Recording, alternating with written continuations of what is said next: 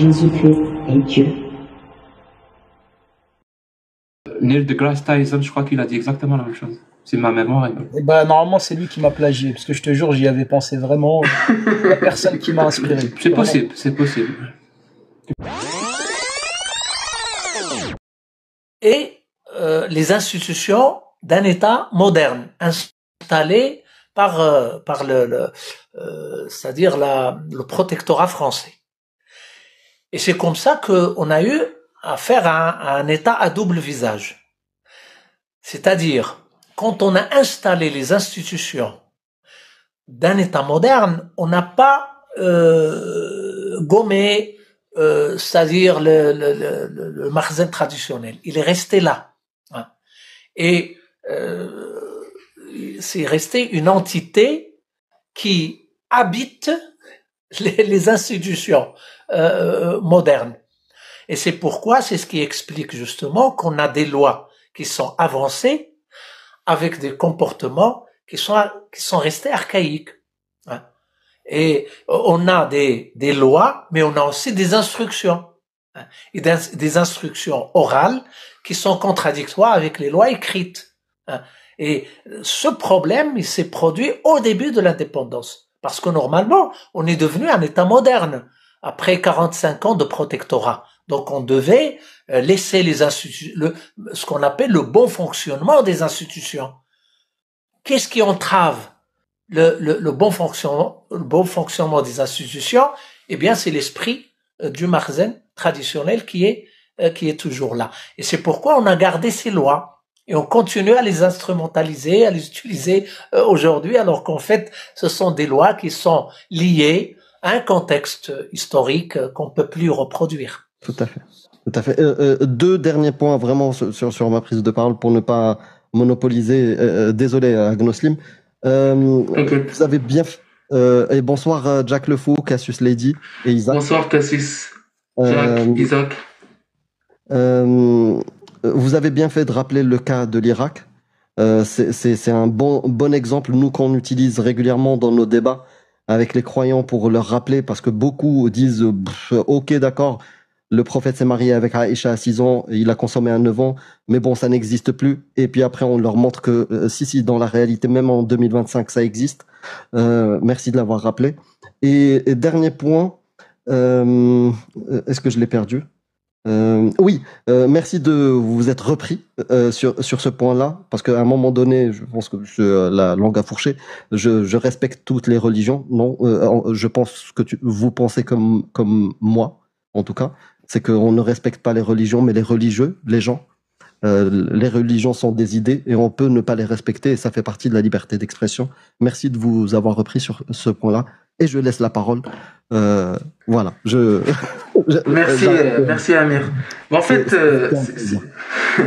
c'était un plaisir pour moi parce que j'avais préparé beaucoup de questions, mais au fil de l'échange et de la discussion, Monsieur Assed a répondu sur pratiquement toutes les questions que j'avais préparées. Mais c'est parce que vous avez une certaine aisance en fait pour répondre à une question et en même temps s'élargir en fait dans le sujet et en même temps argumenter sur plusieurs points. En fait, moi j'allais arriver à beaucoup de points comme ce qu'il a dit Amir sur Betty, sur Petit Sam Leshgar, etc.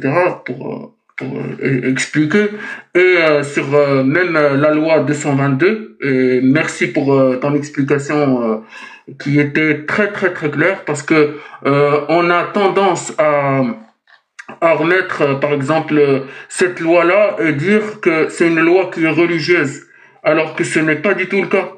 Et c'est pour ça que quand on voit même dans les textes, en fait, il n'y a pas de punition pour celui qui ne jeûne pas. Il y a une punition divine, mais pas humaine. Et merci beaucoup. Et je vais demander à ceux qui, en fait, soit Cassis, soit Isaac, je sais pas qui est monté en premier. Je suis pas montée en première, mais j'ai juste une question. Parce qu'après il faut que je décolle. J'ai juste une question. Isaac, je suis désolée. Avec plaisir.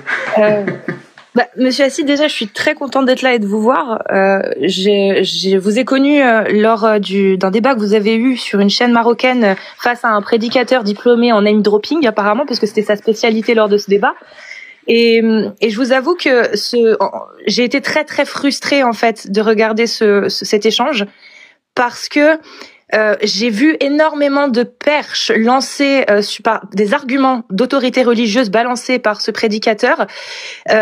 Et au final, je ne vous ai pas vu reprendre ces arguments pour les montrer soit le ridicule, soit l'absurde de cet argument en termes d'autorité, tout simplement. Et je vous ai vu donner vos arguments comme vraiment un débat où vous échangiez des idées, mais sans réelle contradiction. Et je me suis posé la question, je me suis dit, il doit y avoir une raison à ça. Est-ce que ça vient du contexte politique? Est-ce que ça vient peut-être du plateau TV, peut-être du fait que l'exercice, peut-être que ce n'est pas un exercice avec lequel vous êtes à l'aise dans cette contradiction-là, je parle, hein, parce que en termes des arguments que vous avez donnés, je vais pas m'attarder dessus. Le débat était intéressant, mais il y avait cette frustration et je me suis posé la question. Je me suis dit, on a la même réac en live avec Amir et je me suis dit, c'est dommage. J'aimerais tellement lui poser cette question et c'est pour ça que je suis montée, parce que comme vous êtes là, je vous pose la question. Est-ce que c'est une volonté que vous aviez ou est-ce que il y a potentiellement peut-être que ce soit un risque social ou de cancel culture qui vous freine dans le fait de, j'utilise les termes crus, démonter ces arguments d'autorité religieuse qui finalement n'ont pas grand intérêt dans une démocratie au final, en tout cas dans la politique que je pense vous essayez de viser. Merci de poser cette question parce que d'abord c'est la 4e fois que je rencontre l'individu dont vous parlez, c'est pas la première fois. On a été plusieurs fois sur Lux Radio avec l'émission Avec ou sans parure. On a été également à l'EGE, un débat sur la laïcité islamique, etc. Donc c'est pas la première fois. Mais la manière dont je me comporte avec cet homme, c'est que je considère que ces arguments ne sont pas valables et n'ont pas besoin d'être contredits. C'est-à-dire quand quelqu'un a un esprit taliban qui propose des choses qui n'ont rien à voir avec la vérité, avec la réalité, et qu'on ne peut plus revenir là-dessus, alors je le laisse parler, mais je dis ce qu'il faut dire, tout simplement, parce que d'abord la manière dont il a commencé le débat était fausse. Pourquoi? Parce que le sujet de l'émission, c'était l'article 19 de la Constitution. Alors chaque fois que le modérateur pose la question sur l'article de la Constitution marocaine, notre ami parle de l'Occident et des études qui ont été faites sur l'Occident. Moi, j'essaie de le ramener vers le Maroc et de parler du Maroc et des avancées qu'on a réalisées et qui sont contradictoires avec ce qu'il dit, parce que il était en dehors de la réalité. Il était en dehors de l'arsenal juridique de l'État. Il était en dehors des engagements de l'État, en dehors de l'époque. Alors, c'est pourquoi j'ai pas fait un grand effort pour réagir à des arguments qui tiennent pas. Et d'ailleurs, il y a des Marocains qui ont fait des petites recherches avec l'aide de l'intelligence artificielle et qui ont découvert que beaucoup de choses, beaucoup d'études dont il parle, que ça n'existe pas. Et beaucoup Exactement. de choses qu'il a dit n'existent pas. C'est des choses qui sont inventées parce que, vous savez, le courant islamiste, il utilise beaucoup, c'est-à-dire la désinformation et la diffamation surtout. Ils sont forts dans ce sens parce que ils manquent d'arguments justement. Et donc, vous savez, il y a des gens avec qui on discute et on n'a même pas besoin de réagir des fois. Parce que quand ils disent des choses, par exemple, quand quelqu'un vous dit que la femme qui travaille n'est pas heureuse, Et donc l'alternative, c'est qu'elle revient, qu'elle soit une femme au foyer sous la tutelle d'un homme. C'est quelque chose dont on n'a même pas besoin à laquelle on n'a même pas besoin de réagir. Parce qu'aujourd'hui, avec toutes les avancées que la femme marocaine a réalisées, notamment dans le chantier du travail, dans les compétences dans tous les domaines, on n'a plus besoin de réagir à de tels propos. Voilà, donc, et puis moi j'étais sur un plateau d'une télévision de l'État où j'ai essayé d'expliquer un peu ce qu'on a réalisé comme avancée, surtout. C'est-à-dire, puisqu'il s'agit d'un article 19 qui n'est pas encore, malheureusement... Si je comprends bien, Monsieur Hassid, si je comprends bien, c'est que vous étiez pas dans cet esprit-là de débat, mais vous étiez dans un esprit d'échange avec la personne, mais quand il y a eu le début de l'émission, cette personne-là est venue pour débattre avec vous et surtout pour vous contredire. Oui, mais me contredire, moi je parlais de la Constitution, c'est-à-dire je parlais des choix qui ont été adoptés par l'État du Maroc. Si quelqu'un n'est pas d'accord, donc il doit argumenter. Quand il argumente, il commet des erreurs parce que il n'a pas d'alternative. C'est-à-dire, quand on parle famille, par exemple, il avance des chiffres concernant la famille occidentale, qui est en crise. Mais nous, on est là pour parler de la famille marocaine. Quels sont les chiffres concernant la famille marocaine? Il ne peut pas débattre là-dessus, parce qu'il sait très bien la réalité, et que la réalité amère de la famille marocaine, c'est à cause justement de l'instrumentalisation de la religion.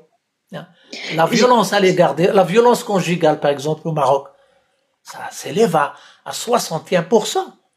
Et c'est horrible. Et c'est justifié par la religion. Je ne sais pas si vous avez entendu ou pas Ben Kiran dire on n'a pas le droit de changer la loi de la violence au sein de la famille parce que on n'a pas le droit de nous introduire dans les chambres des gens. Pour justifier la violence conjugale à l'égard de la femme. Alors, ça c'est le vrai débat. Mais notre ami ne peut pas ouvrir ce débat. Il préfère parler de la famille en Occident, alors que nous, on n'est pas une famille occidentale. On a juste une famille marocaine qui a des problèmes et on essaie de trouver des solutions pour diminuer la violence et pour mettre fin au mariage des mineurs, etc., etc.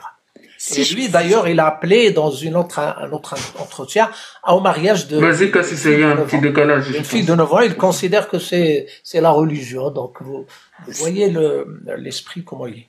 Si je puis juste me permettre sur la réponse que vous avez donnée, quand vous affirmez que les arguments qu'il donne n'ont pas à être démontés, dans un sens, je suis d'accord avec vous parce qu'ils n'ont aucune valeur à nos yeux. Mais nous, on est athées. Enfin, on est athée. En tout cas, on ne suit pas le dogme islamique. Donc, c'est obvious, c'est naturel. Mais au final... Non, même pour les croyants. Mais justement, ce n'est plus convaincant même pour les croyants. Pourquoi? Parce que ce sont des gens croyants qui envoient leurs filles à l'école au Maroc et qui veulent que leurs filles aient leur doctorat et qui veulent que leurs filles travaillent. Donc, même pour les familles... Mais face à l'argument qui sont croyantes, c'est pas des arguments valables. Ça, je l'entends d'un point de vue rationnel. Mais quand on parle de religion et qu'on balance comme argument et qu'on fait appel à l'autorité religieuse, des fois, ça peut suffire à des gens à changer d'avis, ne serait-ce que pour se rallier en fait au dogme. Nous, on le voit systématiquement. Moi, j'ai plus de 1000 échanges sur ma chaîne. Il y en a bien les 3/4 où c'est le même schéma. Ils viennent, ils refusent. Quand ils apprennent que ça appartient au dogme islamique et qu'au final, s'ils se mettent à le refuser, potentiellement ça peut les éloigner de la religion, ils acceptent. Alors, peut-être par... mais dans leur vie, dans leur choix de tous les jours, ils font le contraire. Par exemple, quand quelqu'un vient dire que la femme est plus heureuse au foyer et qu'il est moins heureuse quand elle travaille, alors que sa femme à lui, elle travaille, elle touche des salaires, là c'est un problème. Est-ce que vous savez que Ben Kiran s'est adressé dans un congrès de femmes du PJD, il s'est adressé aux femmes de son parti en leur disant la femme doit être tria dildar. La femme, la place de la femme, c'est à la maison. Alors qu'il s'adresse à des femmes qui touchent 35 000 dirhams et qui sont des parlementaires, les femmes du PJD. Alors je lui ai dit, alors essaie de convaincre les femmes de revenir à la maison avant de nous parler à nous, de vous adresser aux Marocains. Donc, c'est paradoxe, c'est contradictoire. C'est-à-dire, ils adoptent des idées, mais ils font tout à fait le contraire dans leur vie quotidienne. Et c'est pourquoi on ne peut pas leur faire confiance. Je vous suis. Nous, par exemple, on dit ce qu'on fait et on fait ce qu'on dit. Alors que eux, c'est tout à fait le contraire. Ils avancent des choses, mais dans leur vie, ils font autre chose. Je vous suis totalement sur votre raisonnement et vos arguments. Justement, j'en viens à la dernière question, promis. Quand justement j'ai apporté cet argument-là, cette contradiction, c'était pour vous poser cette question. Aujourd'hui au Maroc, est-ce que il y a des gens comme vous qui peuvent apporter de la contradiction pour démonter les arguments religieux? Parce que je finis juste pourquoi je vous pose cette question, parce que qui va leur offrir? C'est-à-dire que sur les services publics, enfin de l'État ou peu importe, qui peut leur offrir cette contradiction? Parce que ces arguments, s'ils ne sont pas démontés publiquement, eh bien ils restent dans le coin du cerveau de certaines personnes qui l'ont acquis et qui l'ont accepté comme un argument valable, parce qu'il n'y a pas de contradiction à porter sur cet argument. Donc cette question-là, c'est est-ce qu'il y a des gens comme vous qui apporte au Maroc aujourd'hui cette contradiction et qui démontre ces arguments d'autorité religieuse publiquement? Oui, alors quand on parle d'autorité religieuse, au Maroc, l'autorité religieuse, officiellement, c'est une autorité royale. Personne n'a le droit de faire la fatwa individuelle au Maroc. Personne. La fatwa, c'est institutionnel, c'est-à-dire il y a un conseil supérieur des ulama, présidé par le roi, qui fait la fatwa à la demande du roi, et avec des instructions royales en plus. Donc, l'autorité religieuse au Maroc, c'est royal. Et c'est un grand acquis parce que on ne permet pas aux gens extrémistes de faire la fatwa au Maroc. Mais ils c'est peuvent pas exprimer leur point de vue, mais leurs points de vue qui sont contestés, bien entendu. Monsieur Araced, quand on parle, en tout cas nous, on a l'habitude d'utiliser l'autorité religieuse, on parle pas d'autorité religieuse officielle. D'ailleurs, on l'utilise même en France. Est-ce qu'en France, il y a une jurisprudence malikite ou hanbalite qui est appliquée dans les lois françaises? Non. Mais par contre, l'autorité religieuse, c'est celle qui permet à l'individu qui se soumet à Allah, il va venir sur un live ou dans l'espace public nous dire je suis contre je sais pas, l'esclavage. On va sortir les textes religieux, il va dire je suis d'accord avec Allah et le prophète. C'est cette autorité-là. Je comprends. Voilà. Bien sûr qu'on est arrivé c'est-à-dire à décortiquer un peu ces arguments. Par exemple, le débat qui a eu lieu sur la Moudouana en 2024-2025, il y a eu plusieurs personnes qui ont fait le même travail que moi. Je cite Mohamed Abdelwahab Rafiqi, qui a une formation solide en la matière religieuse. Je cite Rachid Aylal, qui a présenté à l'instance de la réforme de la Moudouana un petit livret où il a, c'est-à-dire exercé une force de proposition pour même cibler les textes qui doivent être réformés et comment les réformer. Je cite également Saïd El-Khal qui écrit de très bons articles dans le même sens.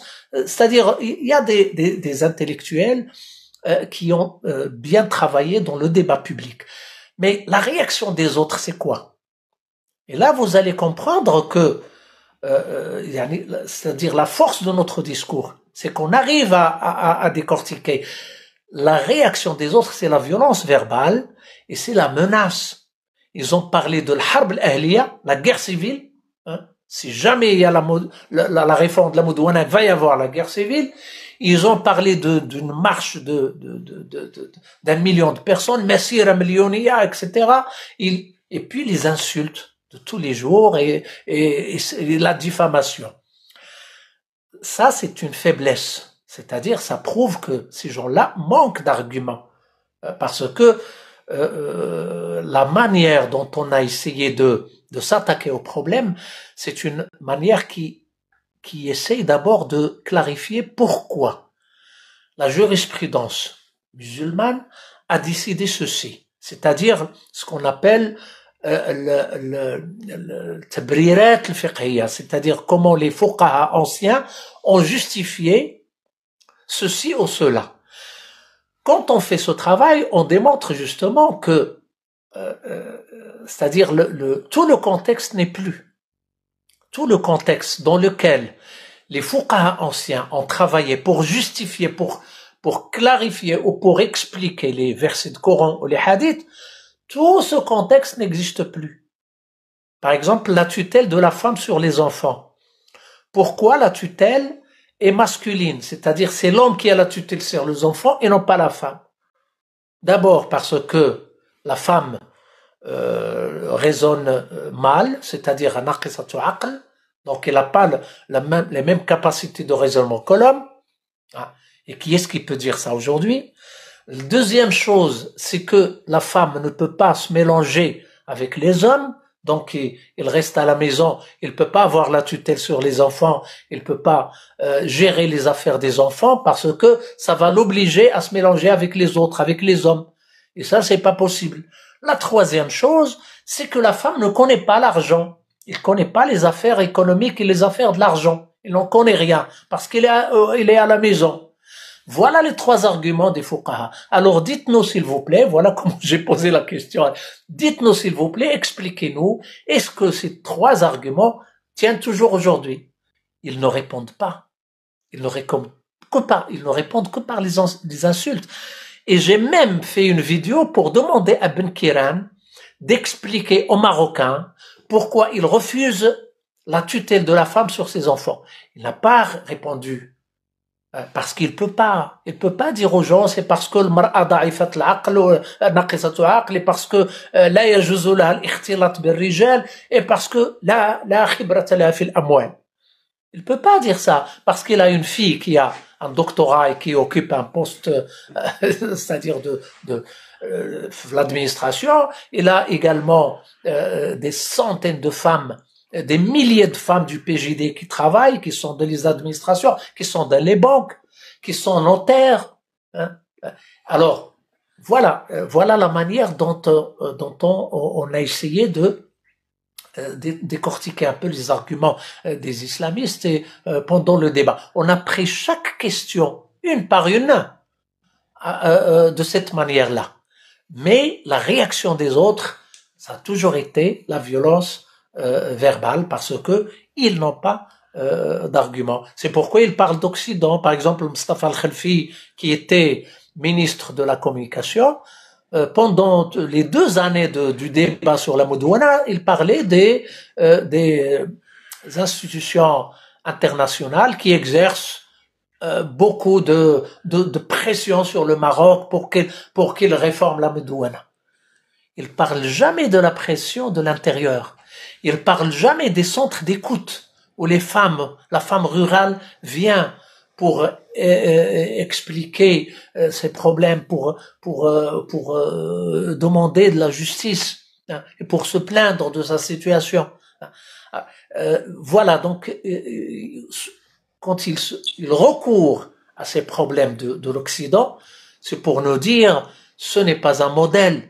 Vous qui voulez moderniser, voilà l'Occident il est en crise. Donc pas la peine d'aller l'avant pour la modernisation et pour la laïcité. Alors nous, on fait le contraire. On leur dit, alors au lieu de parler de l'Occident, venez parler un peu des chiffres et de notre réalité. Et ils fuient ce débat, ce genre de débat, ça les arrange pas. C'est pourquoi ils essayent de diaboliser un peu l'Occident pour ne pas parler de notre réalité. Voilà, j'ai cité quelques noms seulement, et puis j'ai donné une petite idée sur la manière dont on débat des détails, parce que les démons, ça réside dans dans les détails. Et quand on s'attaque aux détails, il y a une montée de violence verbale, beaucoup plus. Quand on parle de généralité, il n'y a pas de problème. Mais quand on s'attaque c'est-à-dire aux détails des textes et de la pensée religieuse, là, il y a beaucoup plus de violence parce qu'ils n'arrivent plus à avancer dans le débat. Eh ben, merci beaucoup, en tout cas, d'avoir répondu à mes questions. Merci, Agnoslim. Je vous souhaite une bonne soirée, une bonne continuation à vous. Et merci, Cassis. Bonne nuit, bonne soirée. Merci à vous également. Merci. Bonne nuit, Cassis. Au revoir. Bonne soirée. Agnoslim, si tu me permets, avant de faire la passe à Jack ou à Isaac, nous, avec notre petite expérience, en tout cas en termes de débat, il y a un truc auquel je crois profondément, c'est l'art du contraste.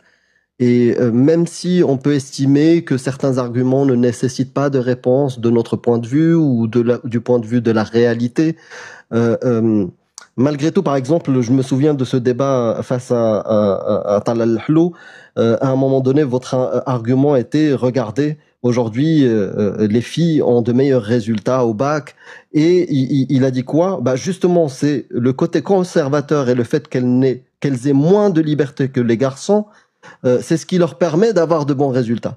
Et du point de vue d'un croyant qui a malgré tout des relents conservateurs, qui est encore sous l'emprise de ces textes, il va dire quelque part il a raison. Oui, mais voilà. Mais n'oubliez pas que j'ai réagi pour corriger. Tout à fait. En lui rappelant que tout à fait au contraire, les filles réussissent beaucoup plus leur scolarité pour avoir une indépendance économique, hein, et pour avoir un pouvoir économique pour échapper à la tutelle masculine. Et c'est ça, c'est le vrai argument valable et réaliste. Voilà.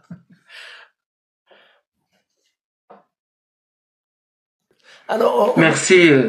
On n'a pas encore, voilà, on arrive à 2 heures maintenant, mais on n'a pas encore abordé le sujet du contexte occidental, c'est-à-dire. C'est pas grave, on y arrive, on va y arriver. De l'islam en Occident. Et je crois que on a besoin de beaucoup plus de temps pour essayer de. Bah après, ça dépend de vos disponibilités, Monsieur Hassed. Le problème, justement, c'est que j'ai un autre live à 22h. Ah, ok. Ben, c'est déjà 22h en plus. J'ai un live d'1 heure, de 22h à 23h. D'accord, ok. Avec qui? Avec Mohamed Abdoulah? Non, mon live quotidien. Ah, d'accord. Parce que hier, j'ai dit aux gens qui ont posé des questions auxquelles je n'ai pas eu l'occasion de répondre, j'ai dit demain, je vous répondrai. Donc, voilà. Ils peuvent venir, on les invite, on leur envoie un message sur la chaîne, ils viennent ici et vous répondez aux questions. Je sais pas. Non, je ne sais pas. Jack, peut-être, si tu as envie de réagir ou un truc comme ça, je sais pas. Ou Isaac. Azul. Avant de... Ouais, je sais pas. Désolé. Je sais pas s'il a le temps ou pas. S'il n'a pas le temps, c'est pas grave, ça sera pour la prochaine fois. Vous avez le temps, Monsieur Hassed? Un petit peu? Il me reste 1 minute. Il reste 1 minute. Ah, ok. C'est pour la prochaine. Mais on peut programmer une autre rencontre avec plaisir. C'est-à-dire, je serai disponible pour une autre rencontre de 2 heures pour continuer notre débat, et notamment l'islam dans un contexte d'une société occidentale. J'ai travaillé sur le sujet, j'ai publié des articles concernant l'islam d'Europe. Et donc, j'aimerais bien continuer le débat et une autre rencontre. Voilà. Très bien, très bien. C'est dommage parce que j'ai noté plein de choses que vous avez dit sur lesquelles j'aurais voulu revenir. On va organiser ça. En fait, faute d'organisation, je n'ai pas précisé la durée de l'échange. Je pensais que c'était un peu libre et un peu ouvert. Et vu que c'était constructif et on a échangé sur beaucoup de sujets, à part le sujet de l'échange qui était déjà défini auparavant. Et écoutez, je vous remercie, Monsieur Rasset, je vous remercie Amir, Shana, Cassis, Isaac, tous ceux qui ont été présents dans le live. On va organiser une autre live. Et on va organiser une autre fois un autre échange. Merci à vous également, merci à vous et à Amir, Shana et tout le monde. Et j'espère vous revoir bientôt. Merci beaucoup pour votre passage. À la prochaine. Merci beaucoup. Merci beaucoup. Merci.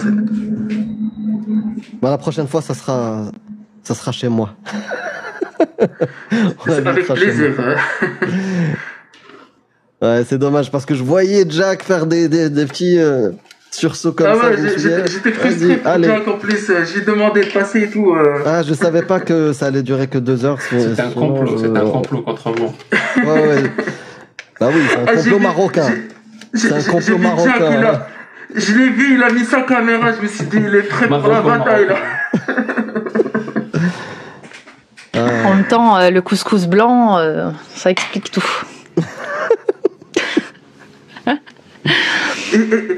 Mais quand même, je suis curieux de savoir qu'est-ce qu'il a préparé. Le couscous que je rappelle est un plat d'origine algérienne. Algérien, c'est ça. Si tu veux. Exactement, faites-le descendre là, s'il vous plaît. Il blasphème là. On s'en fout. Mais je suis curieux quand même de savoir, pour savoir en fait ce que tu as écrit. C'est quoi en fait, t'étais parti, je pense, dans un esprit de débat. Je peux pas te lire ce que j'ai écrit parce que ça veut rien dire. Ça veut dire quelque chose pour moi. En fait, c'est juste... Ouais, c'est des mots. Des notes. Qui, dès que je les lis, ça va me rappeler ce dont je voulais parler, le concept, ce qu'il a dit, et le contre-argument. Et... ça peut. Oui, c'est des mots-clés. Donc j'ai écrit côté archaïque, religion instrumentalisée, c'est bon. Les droits de l'homme et d'autres joyeusetés. Ouais, je vois. Ok. Je vois. En plus, j'ai noté pas mal de points aussi, mais en fait, t'étais parti, Jack, pour un esprit de contradiction, c'est ça? En fait, tu voulais avoir un petit échange, débat avec Rasset pour rapporter de la contradiction ou c'était pour but information? Une clarification, je pense. Je voulais juste lui dire bravo, j'aime ce que tu fais. Courage et continue. Et je te soutiens. Et pourquoi tu rigoles, Amir? Je t'aime. Enfin, plein de choses. Mon pote, moi je trouve pas l'intérêt de parler comme ça avec des personnes sur les points sur lesquels vous êtes d'accord. Et on est déjà d'accord. À quoi bon? Ouais, non mais t'as raison, Jack. En fait, moi je voulais... On n'est pas d'accord. C'est ça, mais moi en fait je voulais plutôt lui parler de la critique de l'islam en France ou dans l'Occident. C'est le sujet un peu qui fait débat politique. Est-ce que s'il y a une instrumentalisation de cette critique par l'extrême droite, l'extrême gauche, etc.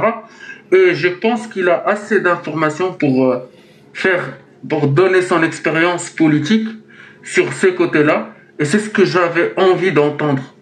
Comment on fait la critique? C'est quoi de quelle catégorie? Et la catégorie musulmane en France. Qu'est-ce qu'il faut faire pour ne pas attirer ou ne pas donner cette critique-là? Parce que c'est ce qu'on nous reproche. Vous donnez cette critique-là à l'extrême droite. Elle s'empare de vos arguments. Si elle s'empare de nos arguments, c'est-à-dire que c'est de la bonne critique. Mais c'était les questions que j'avais préparées en fait. C'est tout ce que... si tu te souviens bien des réponses qu'il a données, même si ça faisait beaucoup de tunnels, après voilà, c'est sa façon d'exposer les choses. Il a donné quelques points, enfin il a répondu sans qu'on lui pose déjà la question concernant la politique française. En fait, je retrouve beaucoup de choses, beaucoup d'éléments de comment se passe justement cette je sais pas, moi, critique, si on peut dire ça comme ça. Bon, en tout cas, il est perçu comme ça au Maroc. Il a donné quelques points qui ressemblent vachement à ce qui se passe, en fait, la manière de comment l'islam est traité ici en France. Donc là, notamment la politique de gauche. Et donc, oui, il a donné certaines. Mais voilà, moi, en tout cas pour moi, même si c'était pas une réponse directe à la question, j'ai entendu certains éléments qui ont fait que. Voilà, là où j'aurais aimé l'entendre, c'était sur les possibles solutions. Qu'est-ce qu'on pourrait faire justement pour éviter d'aller jusqu'à se retrouver dans la même, dans le même état qui est actuellement au Maroc, et de parler de ce clivage gauche-droite au Maroc et de voir ici, pour lui, comment il perçoit le fait que à gauche. Que la gauche justement française tienne autant à ce clientélisme auprès des musulmans et soit aussi doux tolérant avec cette idéologie, l'islam. Donc c'est là où j'aurais aimé l'entendre. Mais sinon, si vous avez bien entendu. Si vous avez entendu, normalement, il a donné quelques pistes, mais peut-être ça aurait pu être plus. Ouais. Je te réponds vite fait, Jack.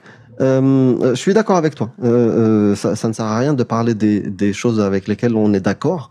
Maintenant, on savait pas combien de temps ça allait durer, et surtout, je voulais pas l'interrompre parce que c'était l'opportunité pour beaucoup de francophones qui ne le connaissent pas d'avoir un aperçu de ce qui se passe au Maroc. Quelles sont les forces ou les militants et les actions, les mesures. Il a donné pas mal d'indications sur les lois, les réformes, même d'un point de vue historique, tu vois, le reliquat ou l'héritage des lois actuelles au Maroc, d'où ça vient. Et du coup, je voulais pas trop interrompre, surtout que il maîtrise plus le sujet que moi. Et du coup, il y avait pas beaucoup de contradictions. Mais effectivement, sur la deuxième partie, moi, j'ai noté aussi pas mal de trucs sur lesquels j'aurais bien voulu revenir, et Inch'Allah, la prochaine fois. Vas-y, Jack. Ouais, juste pour répondre à Shana et à toi. Les gens qui disent dans les commentaires Jack, tu as grossi, c'est vous qui avez grossi. Sinon, pour répondre en fait, oui, je comprends bien de cette façon de faire, c'est-à-dire amener quelqu'un pour le présenter son travail et tout. Ouais, je pense que c'est vraiment nécessaire. C'est très bien. Vraiment, c'est nécessaire et c'est très bien. Juste que, voilà, c'est ce que je pense. Voilà, j'espère que vous allez pas mal le prendre, mais je me sens pas concerné. Voilà, je vous le cache pas parce que je suis pas bon dans cet exercice. Je sais pas faire ça. Voilà, je vous le cache pas. Voilà, j'ai beaucoup de limites. Ça en fait partie. De ramener quelqu'un et le laisser parler, se présenter, dire des choses impossibles. Je peux pas. Je suis désolé. C'est-à-dire s'il y a des trucs avec lesquels je suis pas d'accord, et je pense avoir de bonnes raisons de ne pas être d'accord, je vais forcément l'interpeller, essayer de provoquer la discussion Donc si c'était ça le but, je pense que j'ai pas vraiment ma place parmi vous à discuter avec lui. Chose que je peux comprendre. Je vous le dis, c'est pas un truc. Il n'y a aucun problème. Après, les gens se fixent des objectifs avec leur live. J'ai pas ramené ma fraise et leur imposer mon objectif à moi. C'est pas moi. Non, bien sûr, Jack. En fait, ça c'est un format que je vais adopter surtout pour YouTube en direct. Et c'est toujours dans l'esprit d'échange et de recevoir des gens pour parler d'eux. Mais ça laisse quand même, si je t'avais demandé de venir, etc., c'est que je savais qu'il allait avoir de la contradiction et qu'il allait avoir quand même cette contradiction un peu qui est dans l'échange, pas dans le débat. C'est-à-dire que je pense que tu aurais pu, par exemple, moi j'aurais pu contredire ce point-là, je suis pas d'accord, etc. mais dans un esprit, pas d'opposition, mais de vouloir comprendre son point de vue. C'est pour ça que même le fait de débattre, par exemple, s'il était OK, ben, moi je trouvais pas l'inconvénient.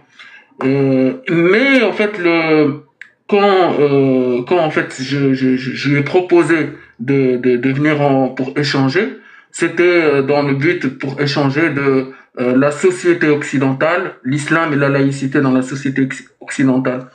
C'est pour ça que la prochaine fois je vais parler de ça et je vais ouvrir même la porte à la contradiction. Parce que moi je suis persuadé qu'on peut évoluer ou apprendre des choses que sous cette contradiction ou sous cette contrainte-là. Donc, tu avais ta place. On l'a pas mal fait. Non, pas du tout. Parce que ça revient au même. Ça revient au même. Non. Oui, parler avec quelqu'un, essayer de comprendre. Non, il faut débattre. Il dit ça et lui apporter des contre-arguments. Faut... C'est exactement la même chose. Oui. C'est exactement la même chose. Parce que je suis désolé, j'ai entendu quelques phrases de sa part. Je pense qu'elles sont. Bah, je pense que moi, ça m'intéresse. Pour le moins critiquable, au mieux critiquable. Au pire, complètement à jeter à la poubelle. Et je pense vraiment que j'ai de bonnes raisons de penser ça. Il y a des phrases qui sont du naïveté, je suis désolé.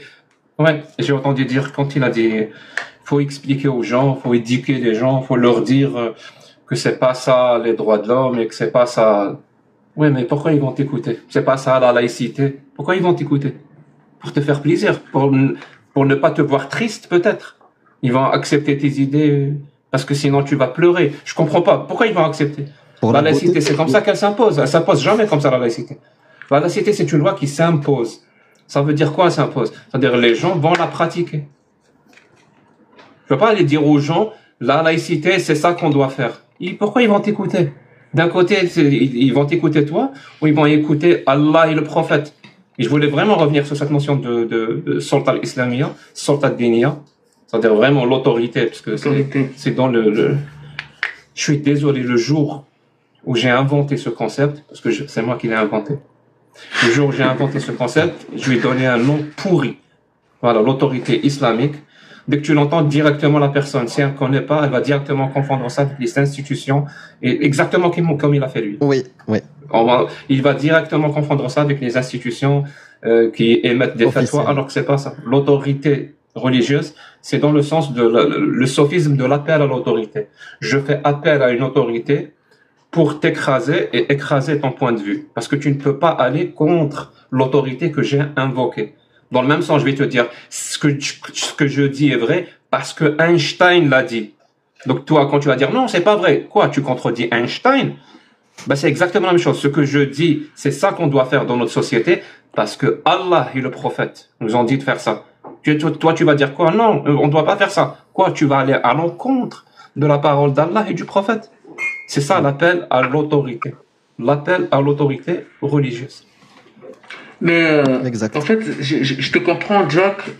Moi, en fait, pourquoi en fait je trouve qu'il exerce son militantisme dans un autre environnement. Je pense que tu as compris ce que je voulais dire. C'est que j'ai compris, et on a déjà discuté de ça. Je vais te dire directement ce que je pense. J'ai cette mauvaise habitude de dire ce que je pense. Il y aura toujours des opportunistes pour profiter du sacrifice de héros. Toujours.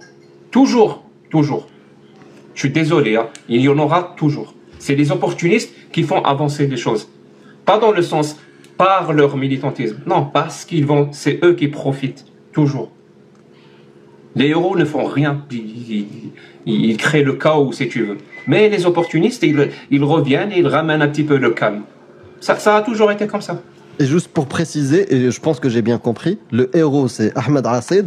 Il y a des opportunistes qui attendent justement de profiter de la situation. C'est bien ça que... Absolument pas. Oui, de prendre le mérite, quoi. Ah bah explique-moi alors. Parce que moi, Al-Wasatiyyin, c'est les opportunistes. Ah, d'accord, ok. Mais il n'est pas Wasati. C'est ce que j'ai pu aussi... Il n'est pas Wasati, Jack. Non, il n'est pas. Il est pas là. Il je vais est pas parler de lui. diplomatie. Il est pas là, donc je vais pas parler. Oui, oui, oui. On pourra. Je suis Ouais. désolé. Hein. Il pourra C'est pas. vrai, Il c'est pourra vrai, pas c'est vrai. m'en contredire. Il faudra avoir la discussion Ouais, c'est vrai, directement c'est avec vrai. lui sur cet aspect. Ouais. Je vais pas le défendre alors que je sais pas ses positions sur ça. Ouais. Moi, je connais très bien ses positions. Et du point de vue, je le connais très bien parce que j'ai déjà discuté avec lui Non, j'ai lu un plusieurs commentaire. reprises. J'ai déjà.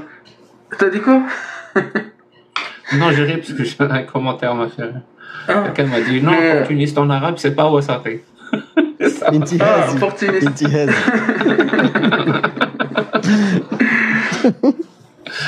Mais quand je parlais du contexte d'où il fait cette critique-là, et ça fait partie des plus anciens qui font cette critique-là des textes, mais intelligemment. Intelligemment pour ne pas avoir de problème, parce qu'ils vivent dans un contexte comme ça. À part le fait... Bon, il n'est pas seul hein, qui fait en fait cette critique de cette manière. C'est-à-dire que il va dire ce qu'il pense, mais intelligemment pour que le peuple l'entende, pour avoir ce côté-là audible, et en même temps, il y a un côté focus dessus. C'est sûr et On certain. va avoir cette discussion à nous. On l'a déjà eu, c'est vrai, mais je pense Parce que tu as que je suis compris. désolé, mais prendre les gens pour des cons, leur dire, pour qu'ils puissent t'entendre, leur dire, les manipuler quelque part, faire de la C'est une démagogie, malhonnêteté. parce que tu veux les amener quelque part, pour moi, il n'y a pas plus insultant que ça. Oui, je sais que ça existe. Et j'en en ferai jamais une vertu. Jamais. Je parlais Voilà. pas Et je te dis, j'ai peut-être des idéaux et je veux pas transgresser et je passe pour le type qui ne veut pas avancer. Tant pis. Vraiment, tant pis. Je m'en fous. Mais c'est comme ça. Mais- J'ai pas envie de dire les yeux dans les yeux à quelqu'un qui est adulte ce que je ne pense pas. Et je fais passer ça pour quelque chose que je pense. Mais je peux pas faire ça. Je suis désolé. Je voulais pas te couper. De toute façon, je vais pas rester très longtemps. Hein. Je vais aller bientôt dormir vu que je taffe tôt demain. Et juste, voilà, je reste un petit peu. Après, j'y vais. Mais c'était sympa, hein. Franchement, j'ai écouté l'intervention d'Assaïd et tout. C'était sympa. C'était juste pour vous dire bonsoir, quoi. Ah bah, bienvenue à toi, comme d'habitude. C'est en live en même temps, pas de souci. Simpo? Ah. Ouais. Ouais, vas-y, Jack. Moi, parce que j'étais en train d'écrire un texte, je voulais avoir votre avis. Parce qu'en ce moment, dans Ok. les débats en arabe, ou en algérien plutôt, il y a une question qui, tu sais, c'est comme les marronniers dans les journaux. Voilà, c'est une question cyclique qui revient comme ça de temps en temps. Et en ce moment, ce que j'ai remarqué dans les débats algériens, c'est qu'il y a une question qui revient tout le temps. C'est sur les gens qui justifient la peine de mort. Et je suis désolé, moi, c'est une question qui est plutôt importante pour moi. Donc, j'ai écrit un petit texte qui résume et qui donne toutes les raisons pour être contre la peine de mort et qui donne aussi toutes les raisons pour être pour la peine de mort. Est-ce que tu veux que je le lise Vas-y. ou est-ce que ça n'a rien à voir et ça n'a rien à faire dans ton live? C'est comme tu veux. Agnès. Non, vas-y, ça m'intéresse. Merci. Donc, ça s'appelle Raison d'être contre la peine de mort. 1. Le droit à la vie est inhérent à la personne humaine. Aucune autorité, si légitime soit-elle, ne devrait disposer du pouvoir absolu d'ôter la vie. Le rôle de la justice est de protéger la vie, non d'en devenir la négation institutionnelle. Quand l'État tue, elle ne punit pas le meurtre, il le reproduit. Il ne punit pas le meurtre, il le reproduit. 2. C'est un châtiment cruel et inhumain. L'attente de la mort est elle-même une torture. Les années passées dans le couloir de la mort sont une succession de condamnations quotidiennes. L'angoisse, la solitude, l'attente d'un bruit de pas qui annonce la fin. La peine capitale ne tue pas une fois, elle tue lentement. Troisième point. Elle relève, de la vengeance, pas de la justice. La justice cherche à réparer, la vengeance à satisfaire. Or, exécuter un être humain ne répare rien. Elle ne rend pas la victime à la vie. Elle n'apaise pas durablement la société. Elle ne fait que légitimer la violence qu'elle prétend combattre. Quatrième point. Elle est irréversible. Aucune institution humaine n'est infaillible. Des innocents ont été exécutés. Des innocents ont été exécutés. D'autres le seront encore. L'irréversibilité de la peine de mort rend chaque erreur judiciaire infiniment tragique. Une justice faillible ne peut pas s'arroger un pouvoir absolu. Cinquième point. Elle interdit toute rédemption. Un condamné à mort ne peut ni évoluer, ni se reconstruire, ni se racheter. La société le prive non seulement de sa vie, mais aussi de toute possibilité d'amendement. Elle ferme la porte à l'idée même de transformation morale. Sixième point. Elle n'est pas dissuasive. Les études criminologiques sont constantes sur ce point. La menace d'exécution n'a jamais fait reculer le crime. Les États qui ont aboli la peine de mort n'ont pas connu de hausse de la criminalité. Certains ont même observé une baisse. La passion, la folie ou le fanatisme ne se dissuadent pas par la peur. Septième point, elle est moralement contradictoire. Punir un meurtre par un meurtre, c'est imiter ce qu'on condamne. Nous ne violons pas les violeurs. Nous ne torturons pas les tortionnaires. Pourquoi tuerons-nous les tueurs? La justice ne doit pas devenir le miroir du crime, mais son dépassement. Huitième point. Il est possible d'écarter les criminels sans les tuer. Les sociétés modernes disposent des moyens matériels et juridiques pour neutraliser définitivement un individu dangereux sans le supprimer. L'argument de la protection sociale ne tient donc plus. Neuvième point. Elle frappe surtout les pauvres. Partout où elle existe, la peine de mort révèle le même biais. Elle s'abat de manière disproportionnée sur les classes défavorisées, les marginaux, les minorités ethniques. On ne tue pas les plus coupables, on tue les moins défendus. Dixième point. Elle est souvent un instrument politique. Dans les régimes autoritaires, elle sert à faire taire les opposants. Sous couvert de justice, elle devient un outil de domination. L'histoire montre que la guillotine et la potence ont souvent servi le pouvoir bien plus que la morale. Onzième point, et c'est le dernier. Elle coûte plus cher qu'une prison à vie. Je répète, ce point est important parce que je l'ai vu revenir. Elle coûte plus cher qu'une prison à vie.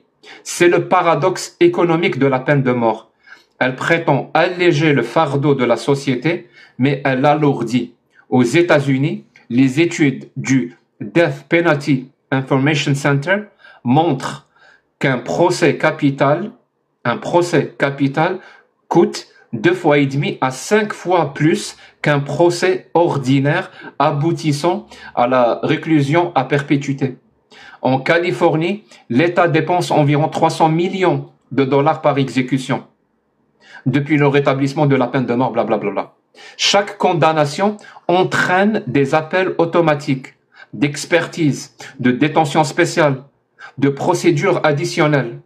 En somme, tuer un homme coûte plus cher que de le garder en vie. L'argument utilitariste s'effondre sur ses propres chiffres. 12e point, il y avait un dernier. La carte de l'abolition épouse celle de la démocratie. Les sociétés les plus libres, les plus transparentes, les plus respectueuses de la dignité humaine ont tourné la page de la peine capitale. Ce n'est pas un hasard. Là où la vie est respectée, le pouvoir n'a plus besoin de tuer pour se faire craindre. Deuxième chapitre, raison d'être pour la peine de mort. Premièrement, parce que Dieu l'a décidé. Merci, Jack. Non, rien à dire, sans commentaire. Vraiment. Excellent. Si j'ai une critique, t'as été flemmard, t'aurais pu faire 14 points comme Umberto Eco. Mais bon.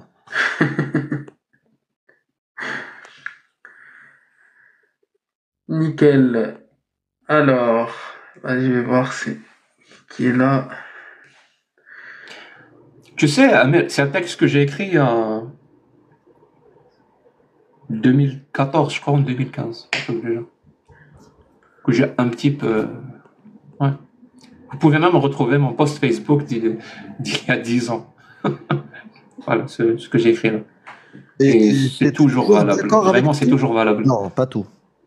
T'as dû Pardon ? changer des choses. Il y a eu Si je te demande là, quelles étaient les petites évolutions que tu as apportées sur ce texte-là de 2014, vu qu'on évolue tous. Ouais, normalement. En fait, c'est comme je l'ai structuré en 2014-2015, j'ai commencé par je laisse les meilleurs arguments à la fin qui sont les plus concrets, alors qu'au début, je parle plus de morale. Je sais pas, c'est comme ça que je l'ai structuré, point par point. J'avance dans le côté concret, de plus en plus. J'ai un petit peu mieux formulé ces points-là du début. Alors que les derniers points, ils ont pratiquement j'ai rien changé. Voilà, le droit à la vie inhérent à la personne humaine. J'ai fait quelques petites modifications grâce aux connaissances et à toute l'expérience que j'ai accumulée depuis 10 ans. Un châtiment cruel et inhumain aussi, j'ai rajouté quelques trucs. Sur la définition de la justice, j'ai peut-être une phrase ou deux en plus. Tu sais, j'ai eu une petite réflexion de temps en temps, je plane, tu vois, philosophiquement, et j'ai pensé à pourquoi non, pas comme ça, mais je l'ai pas encore formulé ni écrit, mais c'est en train de mûrir. C'est la guerre devrait subir le même sort que la peine capitale. Voilà. Une abolition. Et comment y arriver? Et voilà, c'est la réflexion que j'aimerais développer. Tu vois ce que je veux dire? Ouais. Un comportement archaïque était acceptable à un moment, soit par la religion. Oui, je vois très bien ce que tu veux dire. Voilà. Tu penses que ça fait partie des évolutions souhaitables de la société humaine? Moi aussi, il m'arrive d'aller loin dans mes pensées, ouais, de planer un petit peu comme ça. On dit et je me dis que après avoir concocté ou inventé la laïcité comme concept pour séparer le pouvoir ou l'État des églises, parce que il y a 1000 ans, un tel concept, c'était la science-fiction.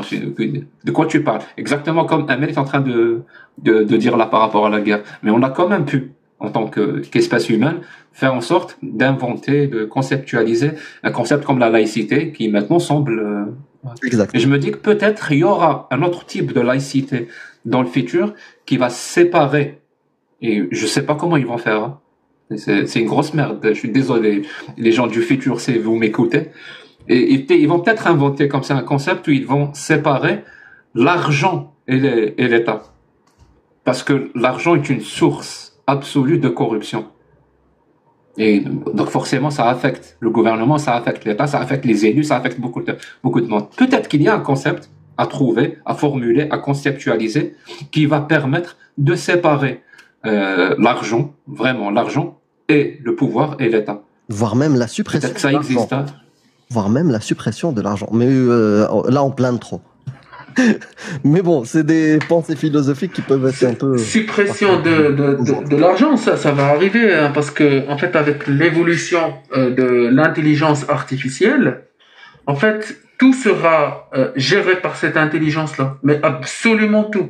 en fait, à la vitesse à laquelle elle avance, ben, je pense que tu peux carrément faire une société qu'avec de l'IA. Même, moi, je pense que d'ici quelques dizaines, centaines d'années, l'être humain n'aura même plus besoin de travailler. Et s'il n'a pas besoin de travailler, ben, il n'aura pas de salaire. C'est l'IA qui va pouvoir le nourrir et subvenir à tous ses besoins. Moi, c'est ma façon de penser. Après, Ça dépend. Ça dépend comment tu vois le travail. Est-ce que tu vois le travail comme source de revenus? Ou est-ce que tu vois le travail comme étant ce qui est nécessaire, pour conceptualiser un être humain? C'est-à-dire, un être humain, c'est celui qui travaille. Donc, si tu vas lui enlever le travail, il va lui rester quoi? Tu vois le truc? bah, C'est la un peu créativité. bizarre. Mais vu qu'on est dans ce que les Américains appellent unpopular opinion, c'est quoi vos opinions impopulaires? Ouais. Vous en avez d'autres? Parce que moi j'en ai une, elle est vraiment impopulaire. Hein. Ouais. Mais je le pense, mais vraiment je le pense. Et je sais pas, et je sais pas la justifier. Bah, en tout cas, C'est avant une de la croyance, balancer, c'est une croyance irrationnelle. Oui, on peut dire que c'est une croyance irrationnelle. avant de la balancer, les gens qui disent vous rêvez et trucs comme ça, c'est exactement la réaction qu'avaient les gens face, par exemple, à l'analphabétisation et la volonté d'alphabétiser les gens. C'est-à-dire, c'est Tout le inaccessible, monde, ouais. c'est pas possible. Exactement. Moi, voilà. j'en ai une populaire opinion, mais ça concerne que moi. Et je sais qu'on va peut-être me prendre pour un fou, mais moi je pense que c'est pas un truc de fou. C'est remplacer. Alors je sais, je vais dire un truc. Bon après ça me concerne que moi. Mais moi déjà je veux que dès que je meurs, qu'on m'enterre pas dans une tombe, mais que en fait dès qu'on m'enterre on plante un arbre sur moi, pour comme ça un arbre pousse. Et je me dis ce serait sympa comme solution écologique que au lieu que les gens ils se font enterrer dans des tombes en pierre qui servent à Tu rien. nourrisses l'arbre. Oui, voilà, qu'on nourrit l'arbre. Comme quoi, dès que nous on meurt, une nouvelle vie naît, tu vois. Et en même temps, c'est bien pour l'écologie et c'est beau et les enfants. C'est pas vraiment une impopulaire opinion, non, mais bon. Ah, je te jure que je l'avais jamais entendu. J'y ai vraiment pensé moi pour le coup. Oui, même si tu l'as jamais entendu, mais je vois pas en quoi elle est problématique l'opinion. Je sais pas, genre à la place des tombes, quoi. Mais bon, ok. En plus, je l'ai déjà entendu pratiquement mot à mot. Neil deGrasse Tyson, je crois qu'il a dit exactement la même chose. C'est ma mémoire. Et normalement, c'est lui qui m'a plagié, parce que je te jure, j'y avais pensé vraiment. La personne qui m'a inspiré. C'est possible. Vous voulez entendre mon opinion impopulaire? Je pense et je crois sincèrement que le prochain dictateur qui régnera 1000 ans, je répète, je pense et je crois sincèrement que le prochain dictateur qui régnera 1000 ans, c'est-à-dire il aura 1000 ans de tyrannie, est déjà né. Et je le pense sincèrement. Ils l'ont trouvé dans les...